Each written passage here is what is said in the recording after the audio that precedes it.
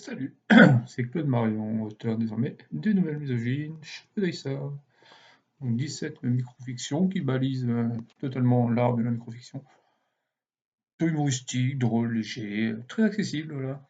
Peut-être au final, non, enfin, avec mon tout premier livre, celui-ci quand même le plus accessible. En marge, la dernière partie peut poser des problématiques pour ceux qui n'ont pas de connaissances en philosophie.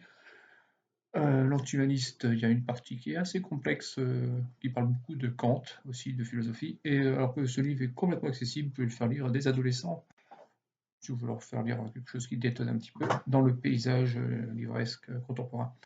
Alors aujourd'hui, c'était juste faire une vidéo sur l'incroyable immaturité de mes œuvres, voilà, enfin, de mes livres. Voilà. J'ai pris conscience de ça qu'il y a très peu de temps. Vous savez, j'ai 45 ans. Et je commence à peine à réaliser que j'ai 45 ans. Dans 5 ans, je serai cinquantenaire.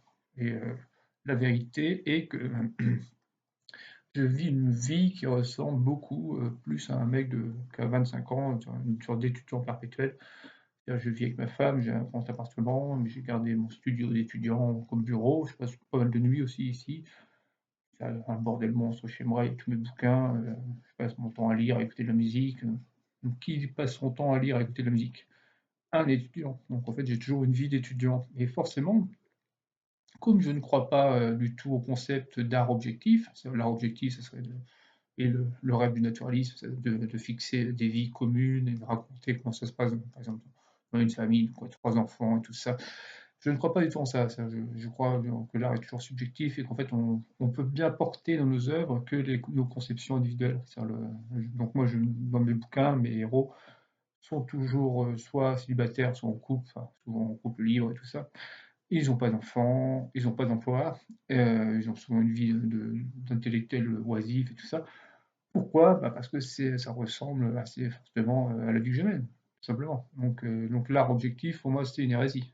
Si je me mettais demain à vouloir écrire un roman naturaliste, réaliste, naturaliste, contant l'histoire d'une famille avec des enfants, des petits-enfants et tout ça, la vérité, c'est que ça sonnerait faux. Alors après, je suis pas le seul écrivain à ne pas croire en l'art objectif, hein. Il y en a qui ont rêvé de faire de l'art objectif. Rimbaud a rêvé de faire de la poésie objective. En fait, non. Rimbaud, toute sa poésie, c'est une putain d'énorme confession. Voilà. J'ai relu hier Les paradis artificiels de Baudelaire. Alors, c'est très intéressant. Baudelaire, quand il parle de quelqu'un d'autre, il parle que de lui, en fait. C'est le paradis artificiel, deux parties, vous savez. Il y a le poème du hashish et tout ça, qui est d'ailleurs une putain de promotion pour la drogue, au final. Enfin, Baudelaire condamne la drogue, on va dire, moralement, et même enfin, au niveau de Dieu, quasiment. Mais il en fait beaucoup la pub à cause de son putain de talent poétique. Et la deuxième partie, il parle d'une traduction qu'il fait d'un mec qui s'appelle De Quincey, mais c'est une traduction augmentée avec le point de vue de Baudelaire. Et en fait, on se rend compte que Baudelaire ne sait parler que de lui. Et pour en être certain, il faut lire Les Fleurs du Mal.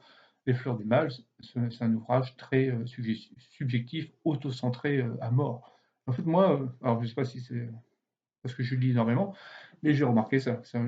Tous ceux qui se disent objectifs ne le sont pas du tout. Comme Flaubert disait Emma Bovary, c'est moi. Oui, la vérité, c'est que Flaubert, pour décrire le tempérament un peu mélancolique et rêveur d'Emma Bovary, il s'est inspiré de qui? Bah, de Gustave Flaubert.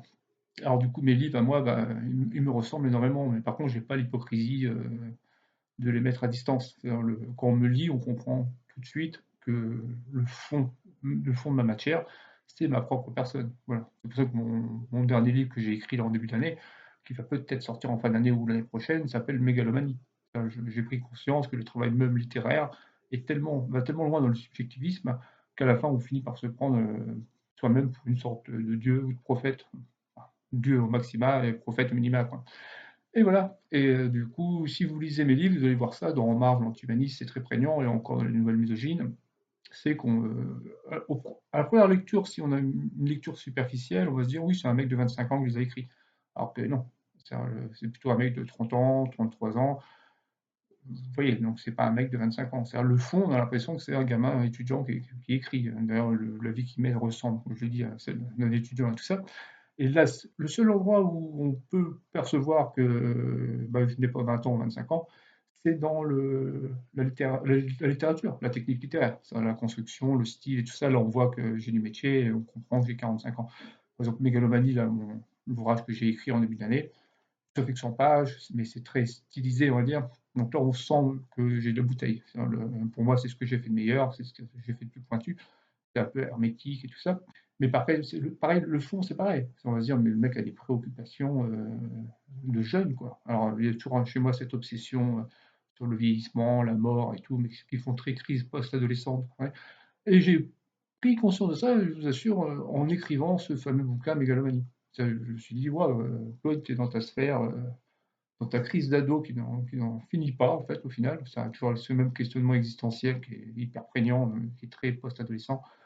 On voit sur le fait de vieillir, qui est très aussi post-adolescent. Enfin, j'étais comme ça adolescent, et du coup, j'ai l'impression que j'ai pas beaucoup changé avec le temps. Alors, ça me fait bizarre de me regarder comme ça.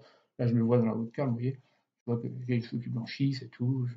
Enfin, je suis moins nickel qu'à 30 ans, on va dire.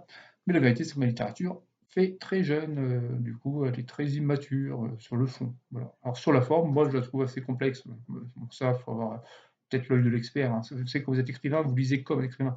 Vous lisez pas comme un lecteur lambda, ça, vous analysez tout. Et donc, à travers mon style et à travers surtout mes structures qui sont souvent assez pas tirées par les cheveux, moi je préfère dire savantes, on comprend que j'ai de la bouteille. Mais si on s'arrête au fond, à la narration, au fictif, à ce qui est raconté, on va se dire, mais ce mec est un attardé mental, quoi. Il vit encore comme un putain d'étudiant à 45 ans.